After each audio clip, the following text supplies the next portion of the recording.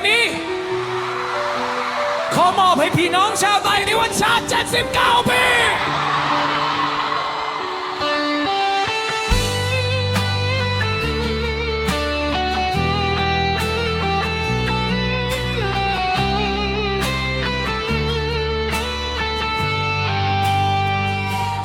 กุมภาวันมาอีกคราหลีกโคมไม้ปางหลวงที่จางหายกลายเป็นแผลที่จดจำไม่มีวันลืม79 ปีนานพอหรือยังที่น้ำตาจะเหือดแห้งแต่ทำไมคำว่าสามัคคียังดูห่างไกลเหลือเกินได้มีเวลาที่รอคอยหรือจะเป็นเพียงแค่ธุลีแต่เรายังติดในวังวนสงครามที่ไม่มีวันจบสิ้น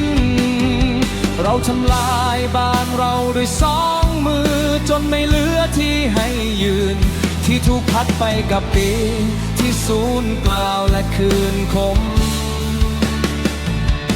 คนอื่นเขาเดินไปข้างหน้าแต่เรากลับถอยหลังชนกำแพงไม่ใช่เพราะศัตรูแกร่งแต่เพราะเรากำมัดใส่กันเองเลือกสายเดียวกันแท้ๆกลับกลายเป็นเครื่องเดิมพันความแค้นหรือต้องให้ตายกันหมดเมืองถึงจะยอมวางที่ที่ลง79 ปีที่ผ่านไป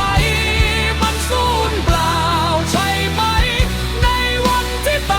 ยังแยกฝักแยกฝ่ายเงาของความฝันยังคงร้อนแรมอยู่กลางทางลูกก็รักคืออะไรลูกหลานรอถึงมา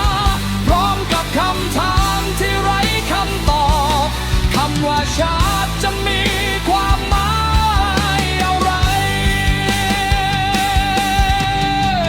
ถ้าหัวใจเราไม่เคยรวมเป็นหนึ่งเดียว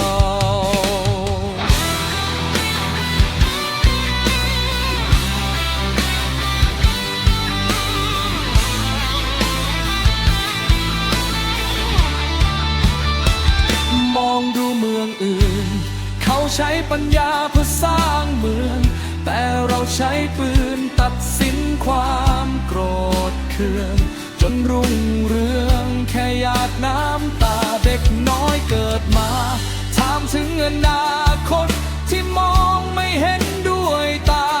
เขาจะอยู่เพื่อสู้รบหรือจะหนีไปเป็นแรงงานต่างแดนพอได้แล้วความแค้นพอได้แล้วการแบ่งแยกหากแผ่นดินมันต้องแตกก็เพราะแรงกระแทกจากมือพวกเราเองประวัติศาสตร์ไม่ใช่แค่เรื่องเล่าแต่มันคือบทเรียนที่ต้องจำถ้า79 ปีมันยังไม่ตาจะรอให้ถึง100 ปีแห่งความช้ำหรือไงตื่นเถิดคนไตก่อนที่เชื่อเราจะหายไปจากแผนที่โลก